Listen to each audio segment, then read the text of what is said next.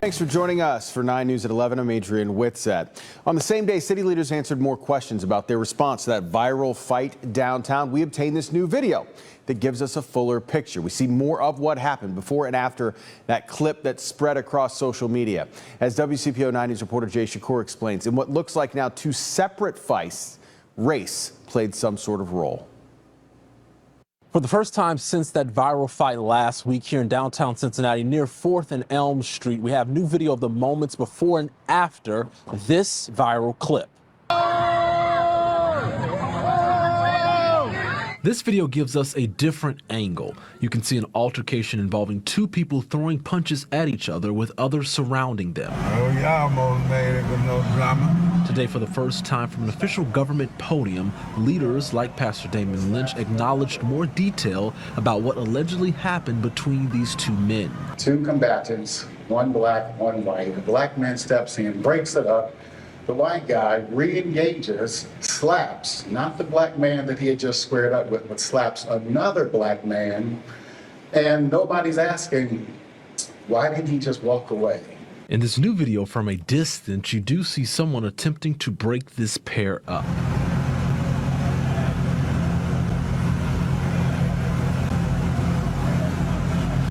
During this portion of the brawl, another man you can see in what looks like a gray shirt ends up apparently knocked down in the middle of the street.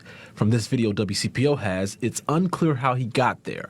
He appears to be down near where the man in the white shirt, who was fighting earlier in the viral brawl, is now kneeling.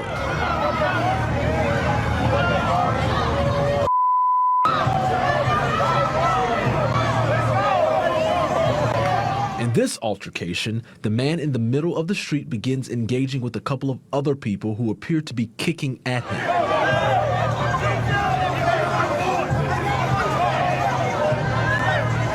He gets up, continues arguing with the man who attempts to throw punches.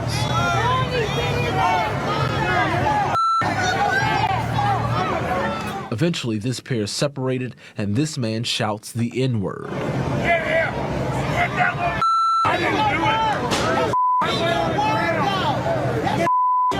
Cincinnati Police Chief Teresa Theetge says police have talked to the man in the white shirt who engaged in the most viral portion of this brawl, but he retained an attorney. He is represented by counsel.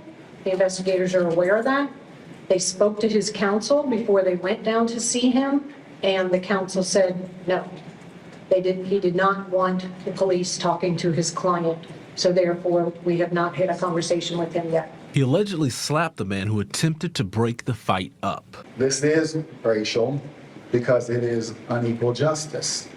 And so until we see all the mugshots, this is still a racial issue. Officials told WCPO today they expect more charges to be filed.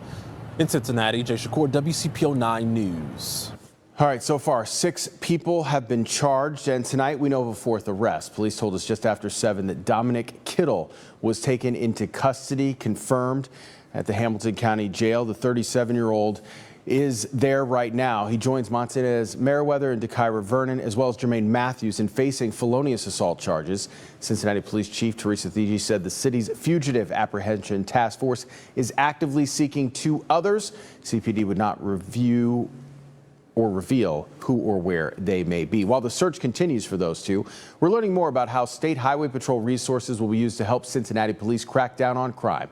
WCPO 9 News reporter Sean Delancey has dug into this for the last 2 days and pressed officials today about why they are not taking advantage of one offer.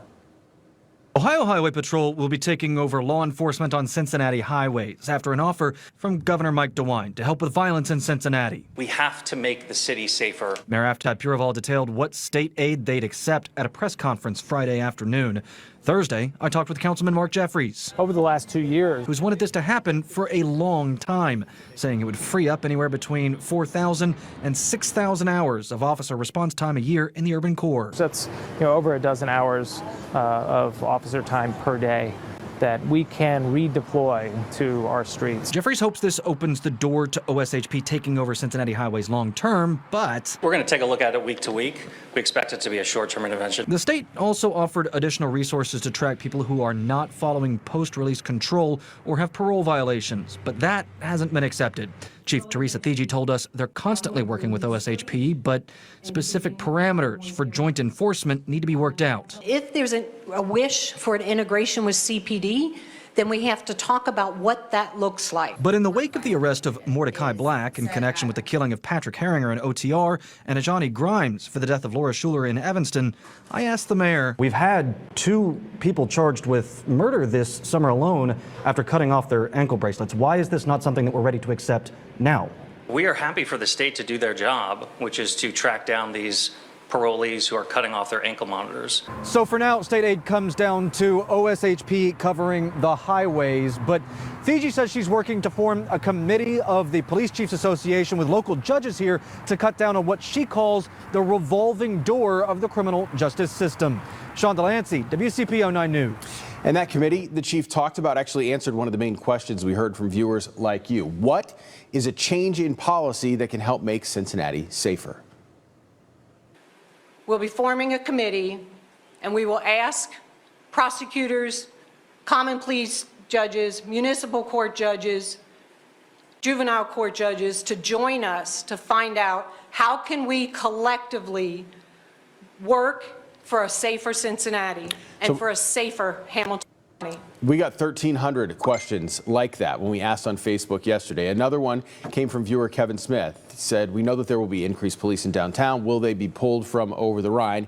Some context, remember in July, Cincinnati police began that new detail in OTR as well as a new roving task force. When asked today, the chief said she did not want to reveal the full tactical strategy.